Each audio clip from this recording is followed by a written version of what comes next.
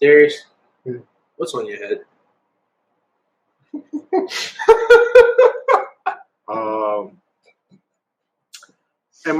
Before you said that, I was like, whatever he gonna say, I'm gonna yell out, "Tickle me, Elmo." And then when you asked that, I'm like, that don't work. What can I say? I imagine what it could be is an extremely long, unflavorable Laffy Taffy. There you go. On your head? Mm-hmm. I'll take what I can get. All Welcome right. to Reset the Vibe. To my right, What's up? It's your boy Vash. El Capitan. Across from me, It is extremely blue, long Laffy Taffy guy. Ladarius Darius. And to my left, our special guest for today, Yes, sir. Mr. S.Rock. It's good, beautiful people. Music producer extraordinaire. Sir. The man brings the essence every time. How you doing today? Great, fantastic, man. Appreciate you having me up here. Yeah. Before we get to that, though, the man to my left, who's already introduced everybody. Oh, it's your boy Cam. King Cam, if you like it. Camcorder. You just mad because I mentioned something. Camcorder. Okay. Calm down, Nick Cannon. It's okay. It's my last episode. All right, take this. Oh, I'm man. going home. Oh, man. Fred Fred was like, Cam, what you going to do? Don't worry about it. I got this. That's right, bro. Thank you for joining us today. What is it that you do, good sir? I'm a music producer, essentially, but I also wear other hats too. No pun intended. Yes, I am a music producer, essentially. Oh. It's gonna be one of them pods. Okay. Mm-hmm. All right. It's cool. Take my licks and keep trucking. What's your favorite type of artist to produce for? Like somebody that come with something real rhythmic and you know what I'm saying, and that's like a vibe kind of thing, or do you go for more the lyricist or more the I don't know if I should say singy song type. What's your favorite kind of artist to produce for? And then what's your favorite types of beat to make? Favorite type of artist to produce for? Man. So me making a beat for another artist. Right. Just a straight up lyricist. A spitter. Somebody like King Cam. You feel me? Somebody like this dude right here. You know, somebody who will just get on the beat and rip it. Somebody who can definitely rap on a metronome.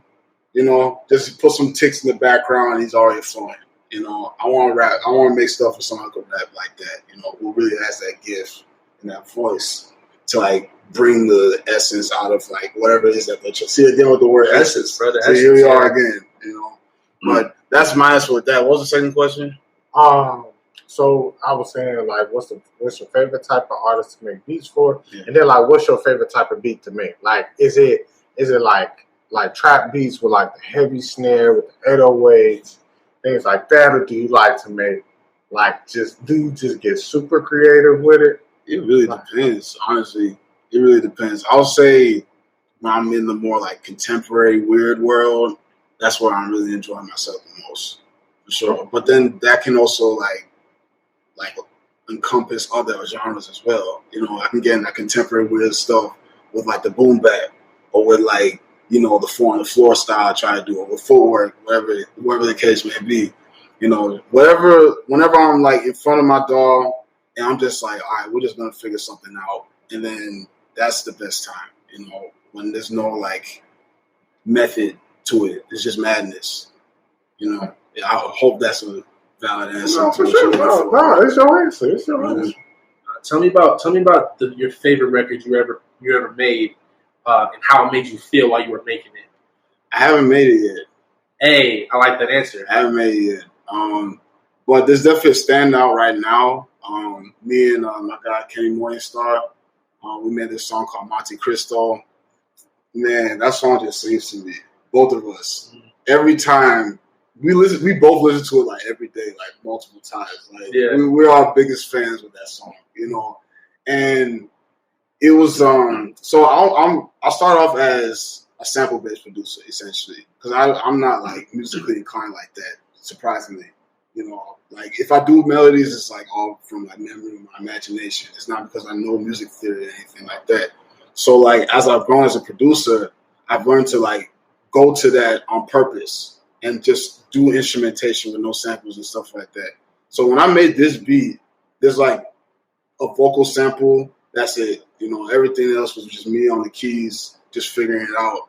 And it just came out exactly how I wanted it to. Just like, it really brought out like the emotions I was feeling at that time, just trying something new, a new beginning, new horizon. I just met Kenny. Like, he hit me up like through Instagram and he was like, yo, like, I like your beats. We should definitely get to working, you know. So like, I was trying to find like some beats to send him.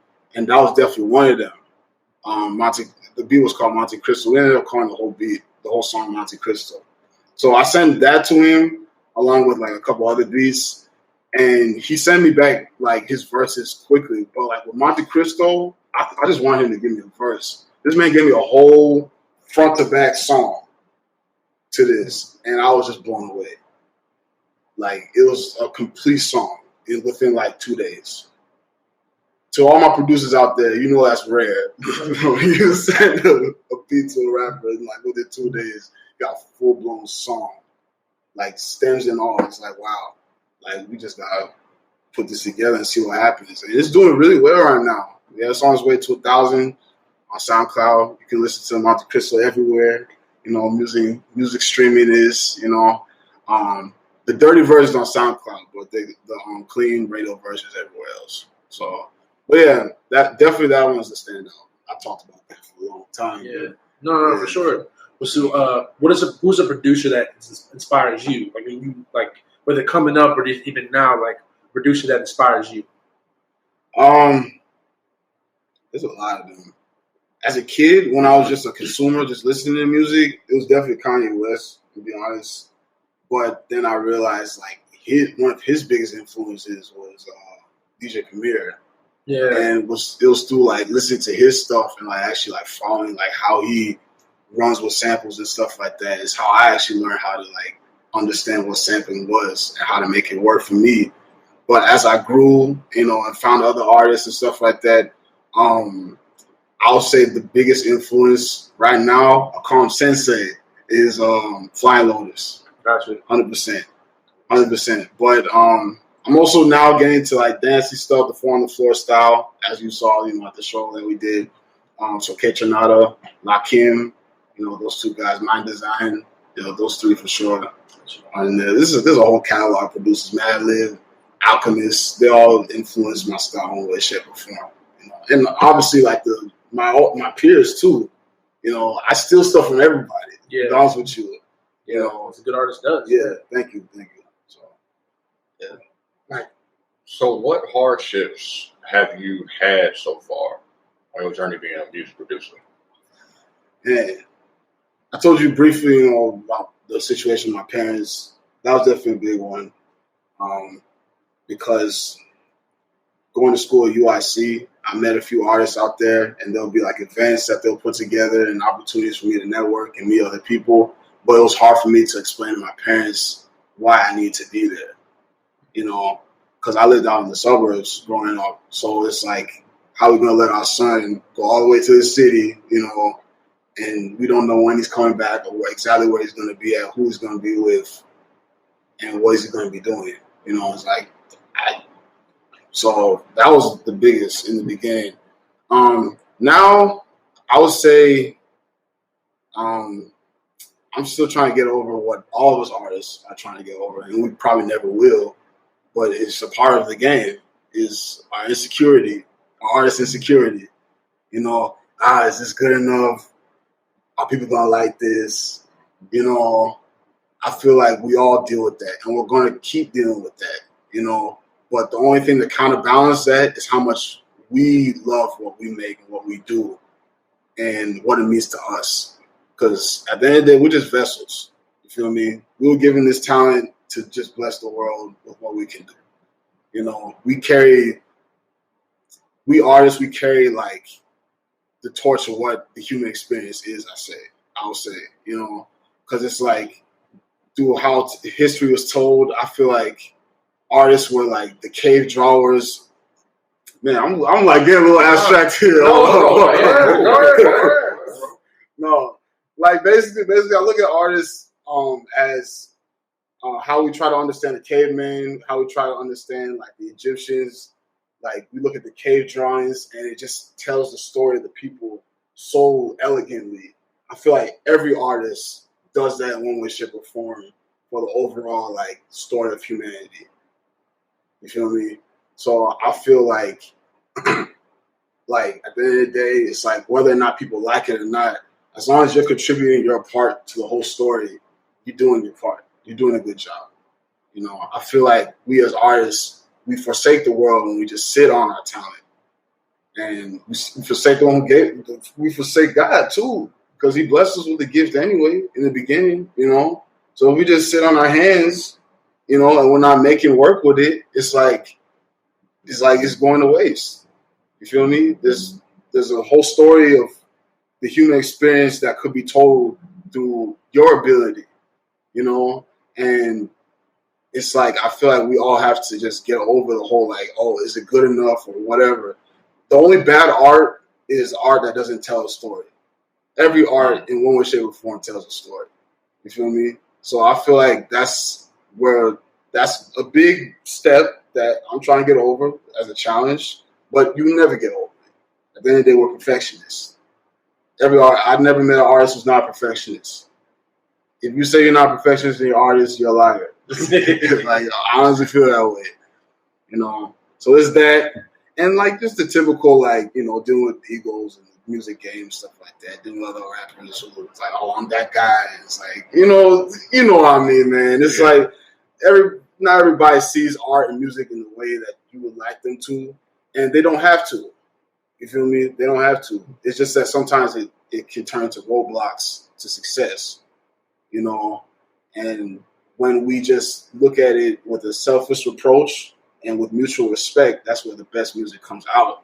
But when that's missing, that's where we find these roadblocks, where we find a lot of unfinished products, where we find a lot of like tension, a lot of comparing, you know, contrasting with other people's stuff, doing things that we don't even need to be doing with the art. You know, we're missing sight of why we're doing it in the first place. So I feel like I'll say that's my last, you know, answer for that. So do you write too or no? Here and there. Yeah, here and there. Like if I'm in the studio with a rapper, I will give some bars here and there, some ideas. I will, you know, try my best to not backseat drive, but like just give my best like input as possible. You know, just hopefully that, you know, we all can just collaborate to like the greater good of the song. You know, that's basically it. I do write here and there, you know, poetry, stories here and there, but nothing like I'm willing to take like super seriously yet, you know. So yeah. For sure. And I just asked because I'm like, I don't know the exact job of a producer. Like, you know, and you'll hear like, well, me for example, like I hear people talking about like DJ S.Rock, and I'm just like, if I listen to a Future mixtape, which I no longer do, but when I did, I was like, I would hear like, you know, S.Rock, you know, he come with his tag or whatever, and then I'm like, is that all? Is that it? Nah. Like, is that all they do? Like, cause I'm just not, you know, that privy. I like music. I'm a music consumer.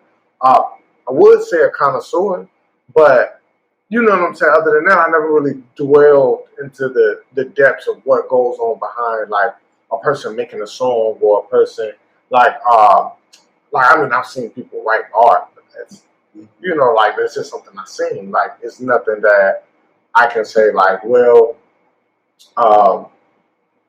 I've had like the privilege of like really sitting in with somebody that does this studiously. You know what I'm saying? The student learning. Mm-hmm. So like, as far as being a music producer, for somebody like me who might not understand everything that entails, what does it? Like what does it entail? What what makes a person a producer? I'm gonna paint a picture with this. I would say a producer is, what do you call it? A pottery? What do you call someone who's a pottery? Who makes pottery? Potter. A potter. Yeah. Say a music producer is like a potter, right? Mhm. The rapper is the fluid that goes into it. If that makes sense. Okay, he's a substance. He's the substance, and the producer is the casing, essentially. Producer is basically to make what can hold the rappers or the singers or whoever else is singing, doing whatever to it, just hold their content, their substance. And that's the most abstract way I can paint it, I guess. But I hope that answers your question. It definitely painted the picture. No, I definitely seen that in my mind. Like, okay, all right. So, what are some like maybe some mistakes that you've made along the way? I'm still making mistakes as we speak. Sitting on good songs for too long, I would say. Second guessing myself. Waiting too long for other people to get on board, tapping certain artists on the shoulder, like, yo, let's make music, whatever. And like they just never like get back to you, or like they're kind of playing with your time and stuff like that. I wasted a lot of energy, a lot of time, a lot of beats, a lot of potential on people who just weren't willing to take me as seriously as I wanted to take them. I feel like that's a mistake I made many times. And I'm still making it here and there. I'm not gonna lie to you about that. But that's one for sure. Trying to be something I'm not, sound like something I'm not. I know you brought up trap. I can make trap. Like I said, I try to make whatever I want to. If I hear it, I feel like I can make it, I'll try it. If it's gonna turn out good, whatever, that's subjective. But I want to try to at least make everything I want. When it comes to like certain genres, especially trap, it's very commercial and it's very profitable. So like every producer has the burden to like make that sound, so that they can like, market their brand a lot better. So like I found myself just sitting down, just trying to make certain trap beats, not because I want to make music, but for the sole purpose of me potentially bringing out my brand and working with another horizon of artists, So I'll say those two mistakes for sure. I mean, there's a variety of other things too, but yeah, I'll say those for sure.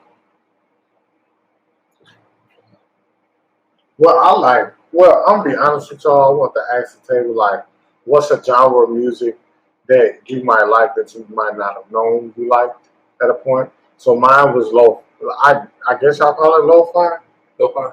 Yeah. So like, Javis, is that how you say it? Dude, man, that's another great shout out. Shout out to music. Like that's how I felt like watching Samurai Champloo. My favorite anime. Man, look, that's how I found out about it, and I'm like, yo, do this. I'm like, who making these beats? Like, this dude is cool. So I started to like really get into that. Plus, I never really got into it, like using it to like study, but for a long time it was like how I would, unwind. But that's a genre of music I didn't really know I liked until I heard it. Yeah. You know what I'm saying? I'm like, man, it's kind of sound. I ragged on it like years ago. Man, it's like elevated music. But get this out of here. Like, but now it's become like something like I really like. Man, like if I get in that mood, I'm like, yo, I'm finna go listen to Listerine.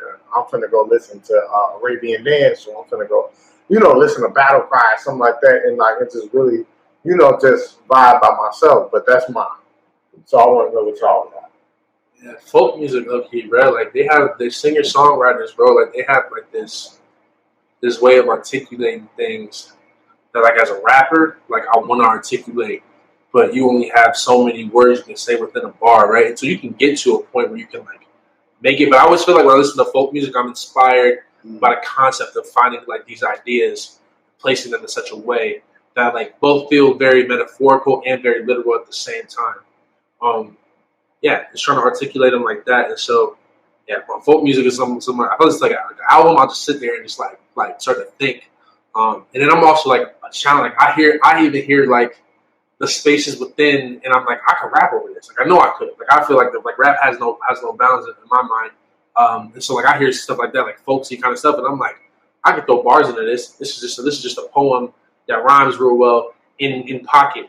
If I speed it up a little bit, you know what I mean? Like, but like throwing it like that, like there's ways to make that happen. But I've always found like stuff like that like gets me like I love that kind of music, and you never would have thought that I'd like like if you looked at me, you'd never be like, oh, that dude listens to folk music, you know what I'm saying? Like on a real way, bro. Like I really mess with it.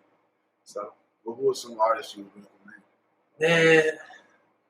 Okay, I was afraid you were gonna ask me that, but real quick, does Judah and the Lion count? I don't know Judah and the Lion. I know like the one person I really mess with, Gray Reverend. He has songs up there. Like he has some songs on the show. This Is Us. Let's watch that show. And those songs are pretty solid. Trying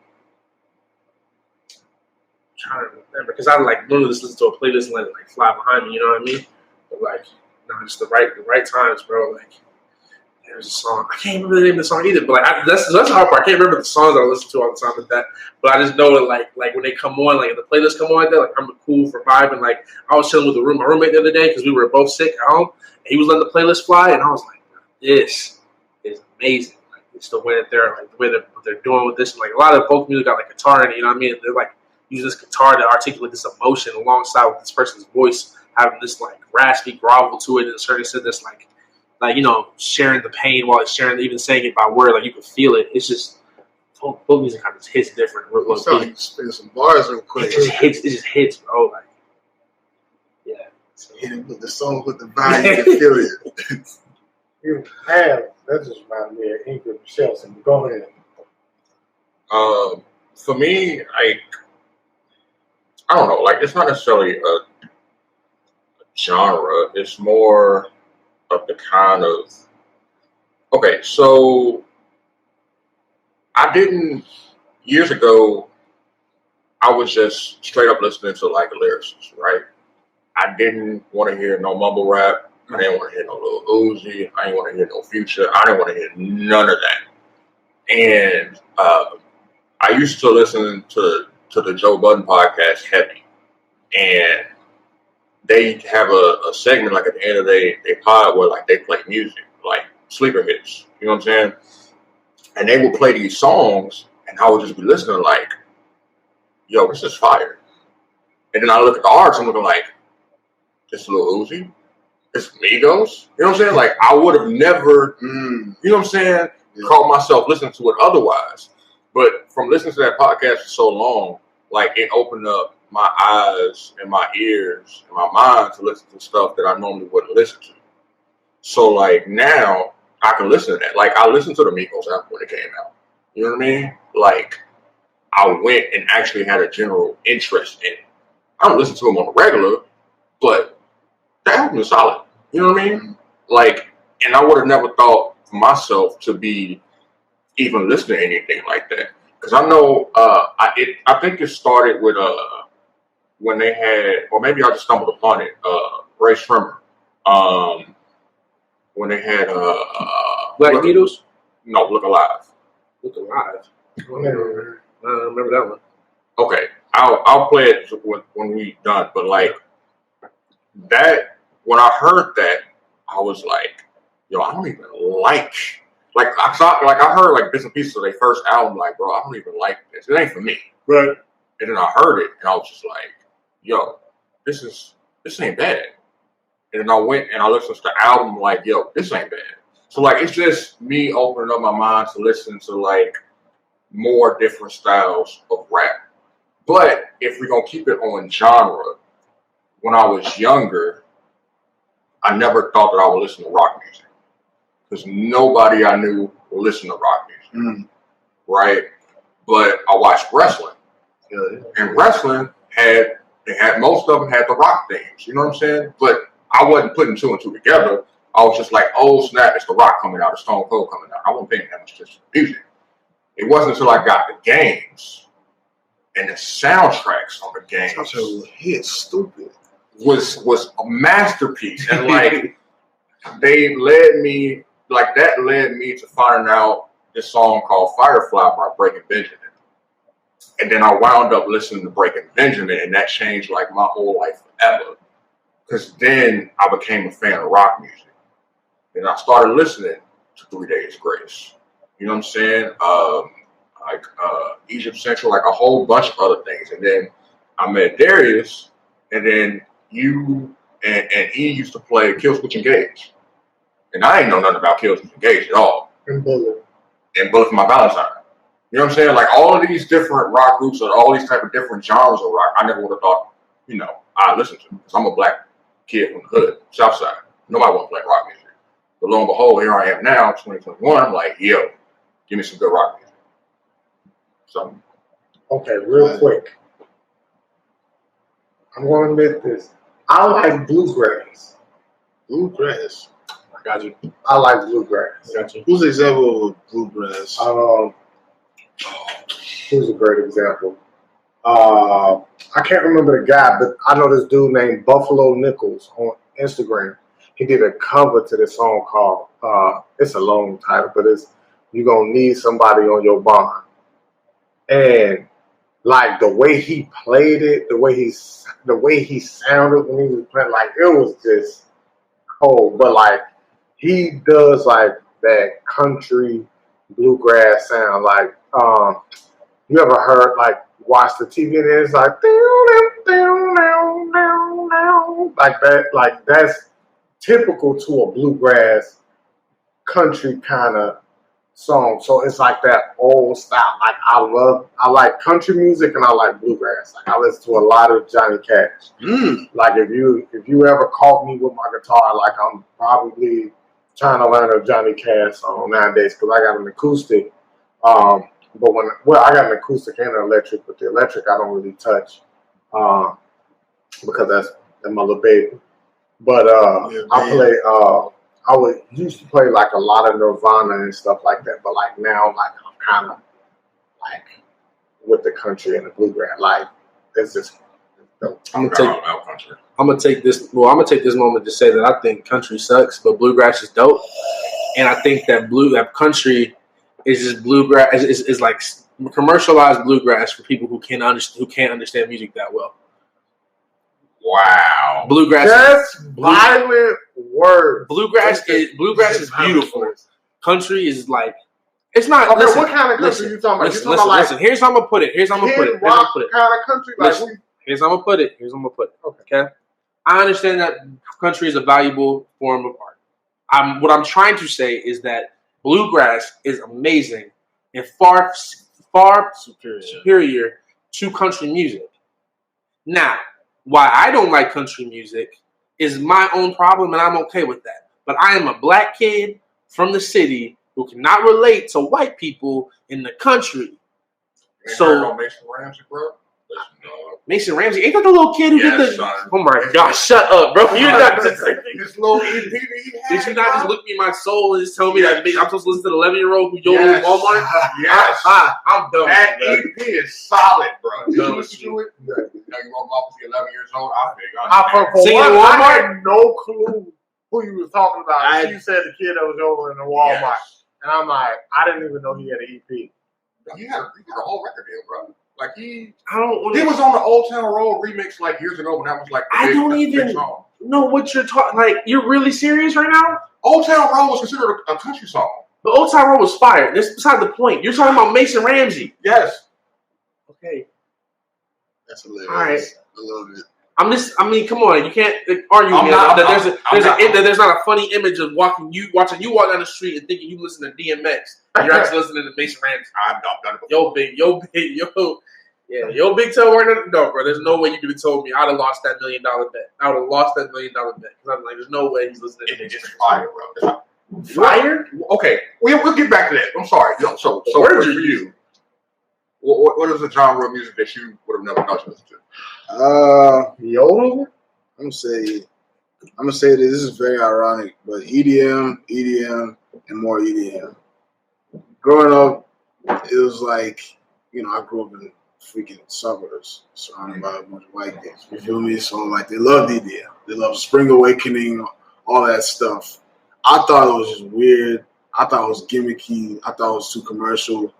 But then when I started to like learn the ins and outs of like the synths and the sounds that they use and like start to relate to it as a producer, I'm like, bro, I can't talk trash about this because this is in a league.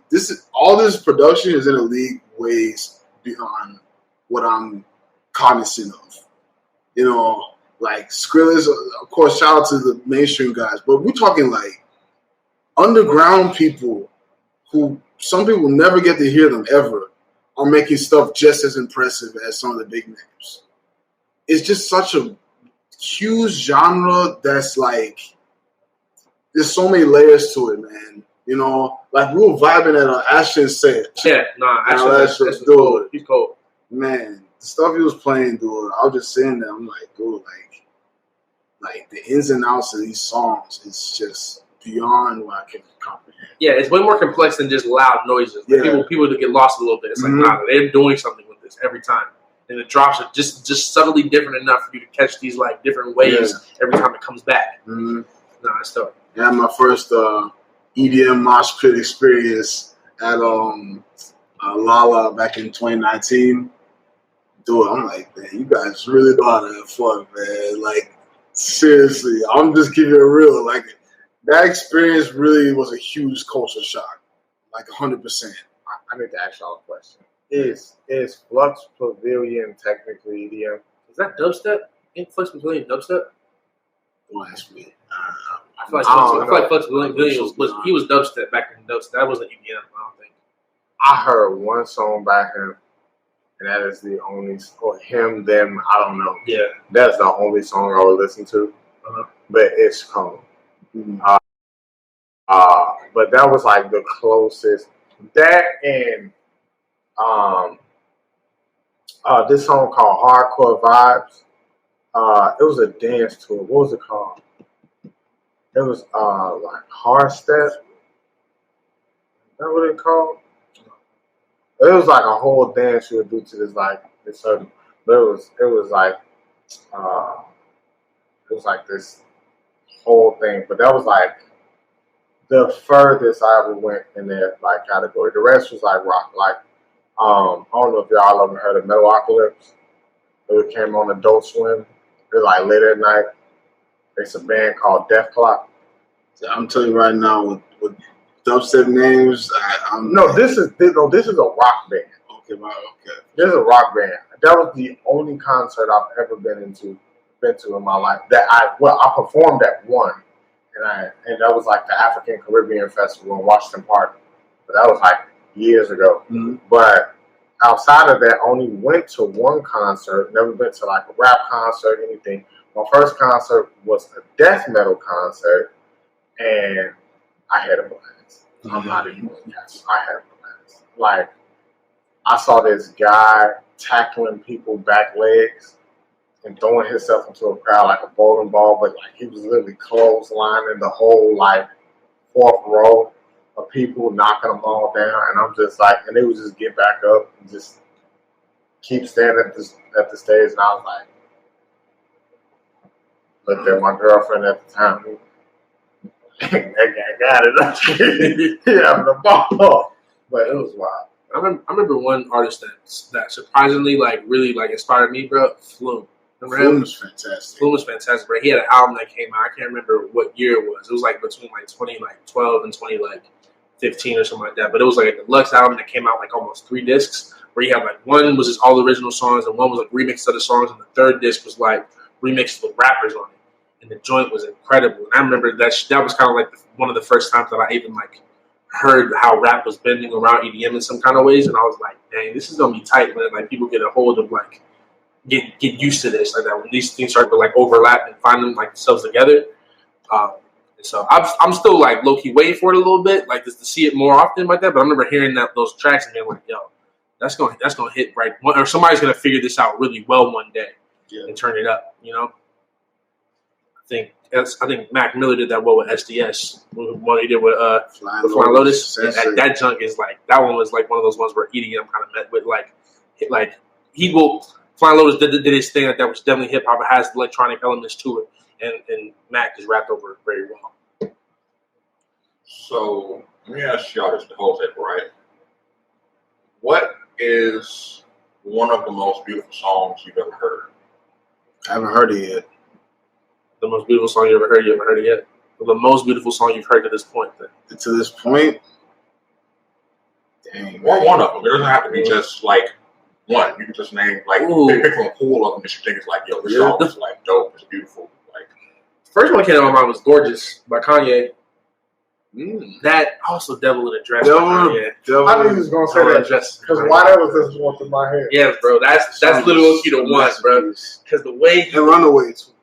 Yeah, but the way he transitioned into Rick Ross's verse and all that instrumentation before Rick Ross even steps onto the track, it just like paints you this like whole like felt the red carpet was there, bro. The whole scene was set. The roses were there. He come and like Rick Ross came out in a red suit with a black like shirt, and like that. Just came out there, killed that thing, bro. It was like, wow.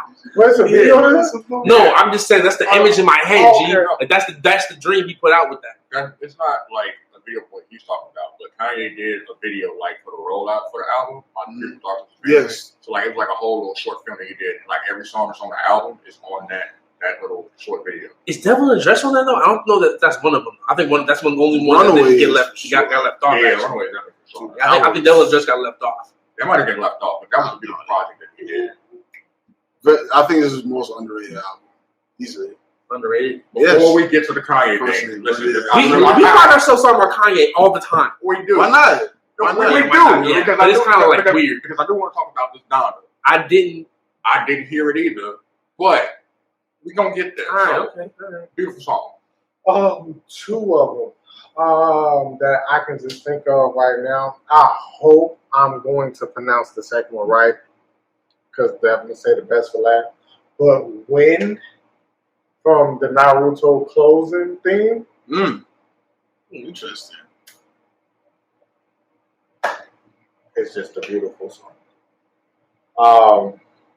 And this is just me just like I got a host of them, but I'm just going to run with these two. But then there's this song from Samurai Champloo, and I'm gonna try to pronounce it right.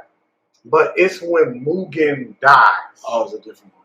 No, it's the one when Mugen dies. I believe it's called Obo Kirti, Iumi, but it's like Eeumi. I don't know how to pronounce that. But that was literally one of the most beautiful songs. To the point where I don't know Japanese, don't understand it, and I will continuously listen to that lady sing that song. Even so much so that I have a segment of the lyrics tattooed on my leg. Oh wow. But yeah, that like Obo Kiri, yeah. But you mean the part where like Mugen was on the pirate ship and the Mukuro like blew it up or something? And he was underwater. Yeah. And Yep, that one when he seen the Tengu and they all came for him and they was like all in a line and he was like, what's happening? And he was like, and it basically I guess it was supposed to be death coming for him, but he didn't die.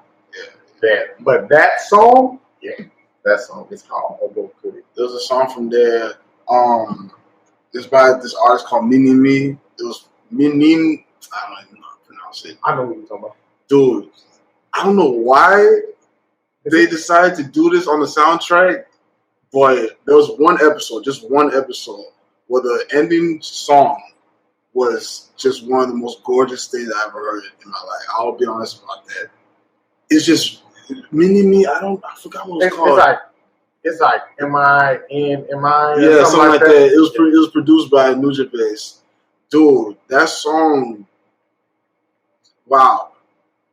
It's like when I first heard it, I was like, "What is going on?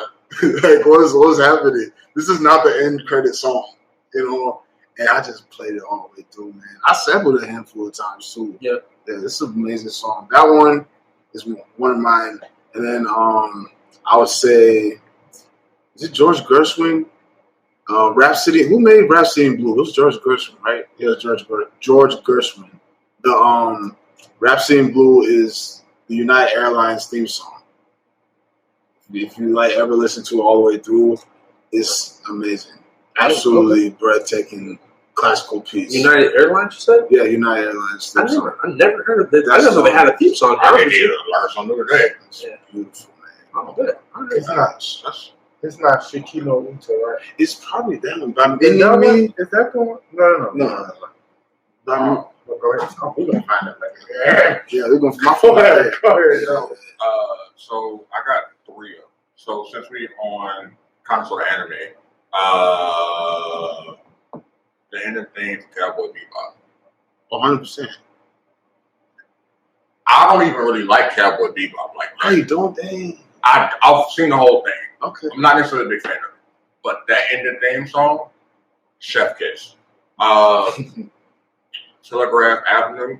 Oh, Beautiful.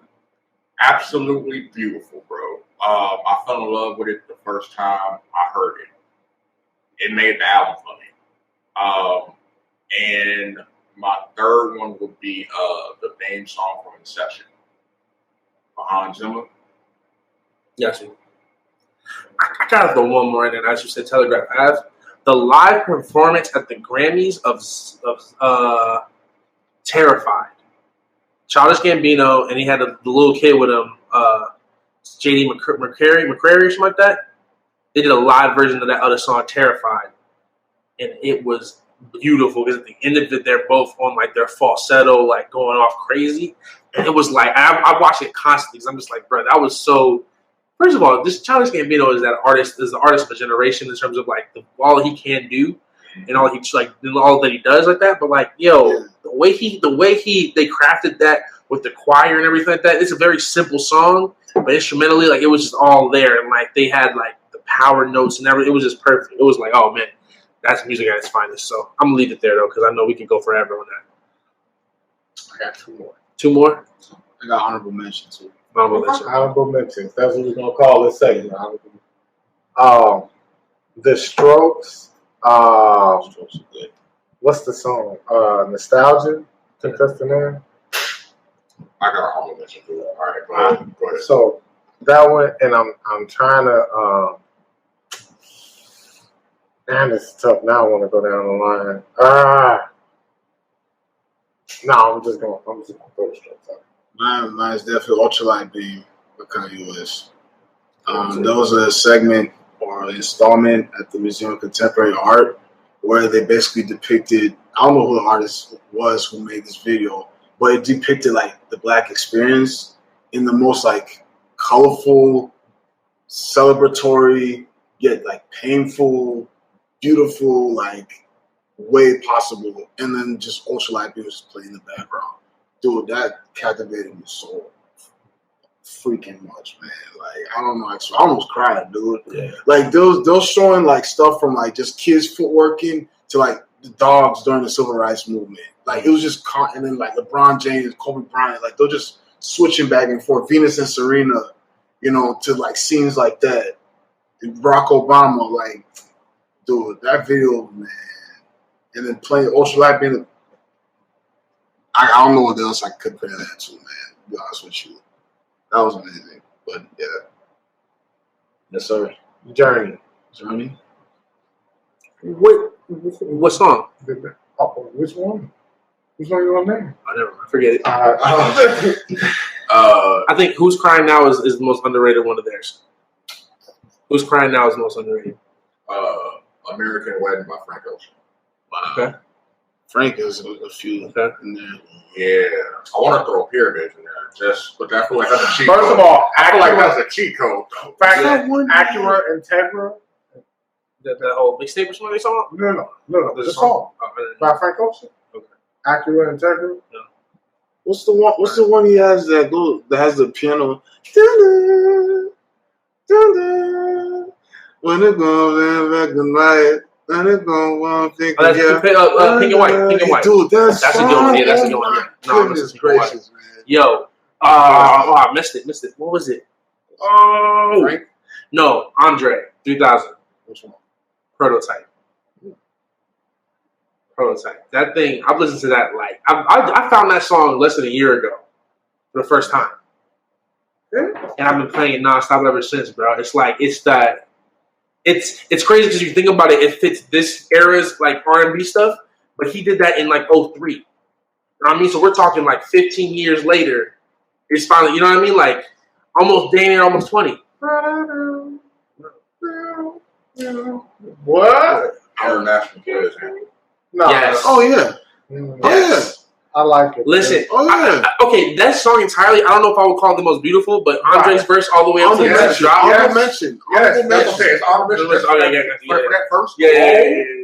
But He kills that. because like yeah. So that's what I should say. Honorable mention as far as like verses go. Yes, that's dope. Because he walks through that. Yeah, That he song. killed that. He just spoke through the whole thing. It was insane. Like, And you've mentioned this one before. Paul Wall drop slow. That verse. listen, bro. This man said, a young Houston hard hitter, all about his Skrilla, riding some candy coated, crawling like a caterpillar. Come on, yo. The wordplay on that, Yeah. yo. That one gets me every time, bro. You don't get it? You don't mess with it?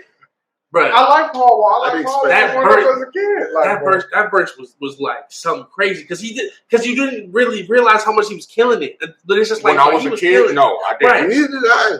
When I got older, I listened to him like, wait, what? Yeah. What did he say? Exactly. Right, bro. Like a caterpillar. Yeah. This is genius. Right. Nah, bro. Like, oh my gosh, but that's Okay, so that's another question then. So, what is a song that you didn't necessarily particularly care about when you were younger, but as you got older, you was like, "Yo, this is fire." I didn't appreciate Earth, Wind, and Fire as a kid, and as I got older, like that's this like they got like a million hits, right? The song "Reasons" is my one. I'm like, bro, like "Reasons" it's fire. La la la la la. Yeah, he's like they did that. So all the other ones are like cool because like September. Everybody plays September. Everybody plays like there's other hits like the people don't play Reasons enough. I feel like that's the like the real one. Like not in your generation. not my generation. That's fair. Generation before my, Oh yeah, they was making babies to that. that's all I know. Yeah. But that high note, okay. My other honorable mention before I forget, "Down and Out in New York City" by James Brown. Okay. One of the most underrated songs. Like I didn't find out about it until what was the name of that movie? Because we did the pod on Marie. Malcolm and Marie. Okay. Yeah. Oh, I know we said we were done with that though. This song is for sure my number one because it makes me cry every time I hear it. Okay. Christmas song by Nat King Cole. Really? Yes, bro. Every time I hear it, I cry. So I think about Christmas, I think about love, I think about all of it. And it's just like it's like seeing all the beauty of life through a window. And so as the song goes, like you're just seeing like I don't know why in my head like I just see like the best life I could ever live in this 3 to 4 minute like moment of music. I'm seeing like my best life. I'm seeing I'm seeing the family I'll have in the future. I'm seeing the kids. I'm seeing the Christmas gifts. I'm seeing the snow. I'm seeing the joy, and I'm feeling all of those emotions of being so grateful for all of it. And for some reason, all that song just takes me there. And like I was singing it today at work and started tearing up a little bit, right? Because I'm like, that song just does it for me. I don't know how to explain it. And yeah, like there's some very, very, very beautiful Christmas songs, man. that's just that one, like. But I'm gonna leave it there. What was your song that you didn't appreciate as a kid, but you appreciate it now? Yeah. You got one? This soul music in general, Prince, 100%. Ooh, it's good. When I was a kid, I thought I was like, "Who's the Prince guy? He doesn't come close to Michael Jackson." I was a huge Michael Jackson fan, like as big as they come, bro. Yeah. Like he would be on TV. I'll really like go in costume change every time Michael Jackson would come out. And I'll change my fit so slightly. Right. Because I had like this like glove from like winter glove that didn't even like make no sense. You know, didn't even look at anything close to his sequin glove. And I just like danced in front of the family. Dude, Yeah. I loved Michael Jackson as a kid, big time. So like Prince to him, I was just like, I didn't even care. It's like this is a short dude with a guitar. I didn't care. But like now I got older, Prince is wow, one of the GOATs, 100%. Like I'm not even gonna like shy away from that. You know, he definitely represents a lot from what I want to be as an artist. And like, yeah, do he have some controversial songs? Yes, I understand that. A lot of artists do, to be honest with you. But just looking at him as an artist, I can seriously appreciate what he did for the game. You know, like they're gonna be talking about Prince for 100 years plus after this. You know, rightfully so. You know, obviously with Michael Jackson too, but yeah, Prince is definitely just him in general. Like as a kid, didn't care much for him. Now as an adult, I'm like, yeah, R.I.P. Seriously. For me, it's the opposite, right? Because I didn't really care about Michael Jackson when I was younger. That wasn't like my mom, like she played him, but like how a lot of black households were like that was like the staple. You know what I'm saying? Like playing all the old school stuff like that. She really didn't play that, so that wasn't an influence on me. So when I heard him or I saw him on TV, it's just like, okay. And then as I got older, it's like, oh, you're going to trial for allegedly touching kids. All right, I'm just writing you all the way off now. Yeah. And then when I got older, I think when I went back and watched Rush Hour 2. Goodness gracious. My favorite movie, man. Good. And when Chris Tucker was on stage and he was singing that Michael Jackson song, I didn't even know it was a Michael Jackson song at first. Yeah. And I heard him looking like, never gonna get enough. I'm like, yo. Stop. Yes. And I was like, who is this? I like this. Because it sounds old, right? But I can vibe with this. And I heard Michael Jackson looking like, no. And then I went and I listened to a couple of other songs. I'm like, yo, not bad. Not bad at all. I had a new appreciation of it, of him, newfound respect. It's just like, I wish I would have got back into it, like his music stuff, like when I was younger. You know what I'm saying?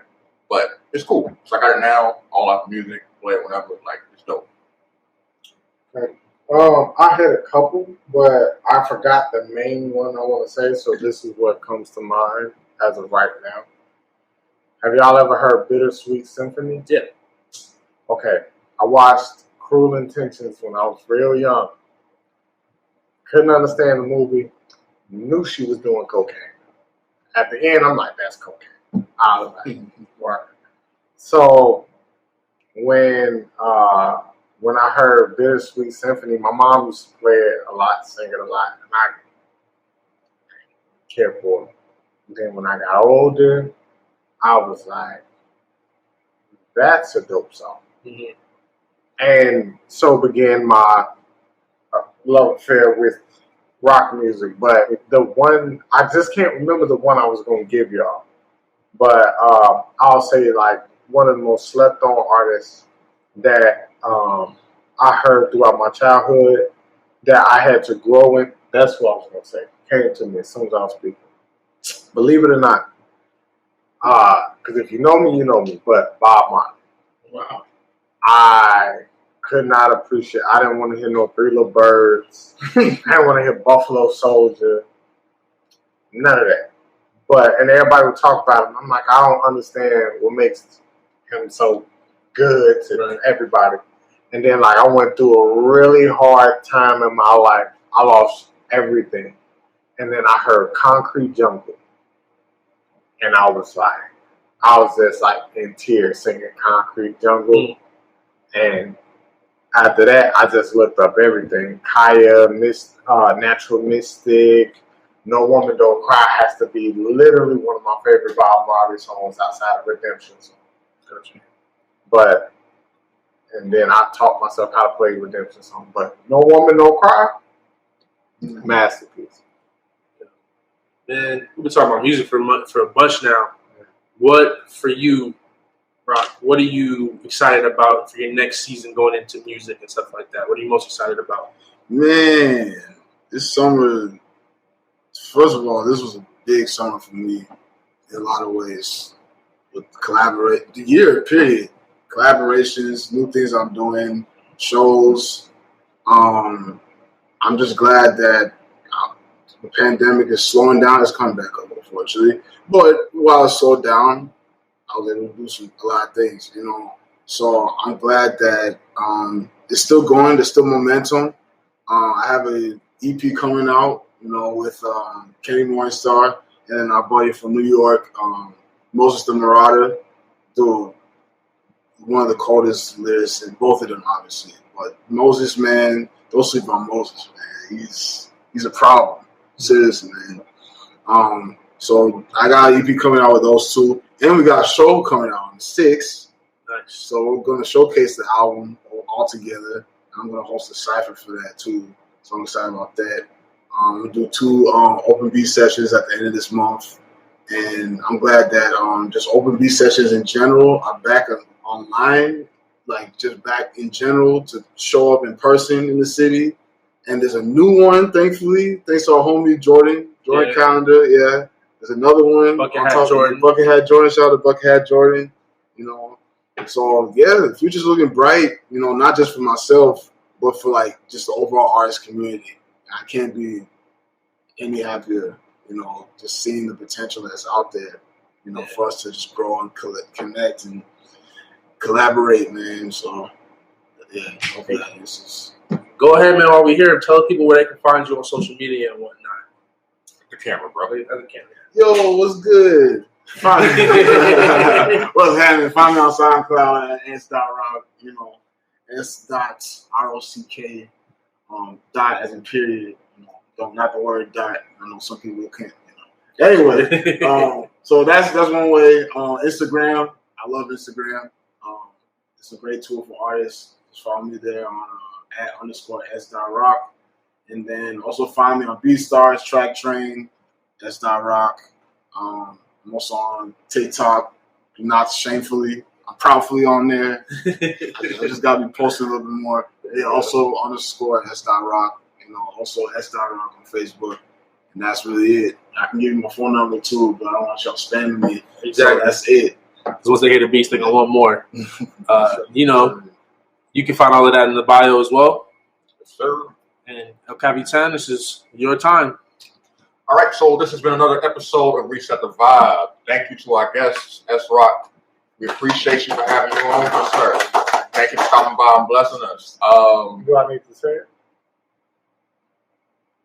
We really need to get that soundboard, man. We need to get that sound machine. What do we need the soundboard for?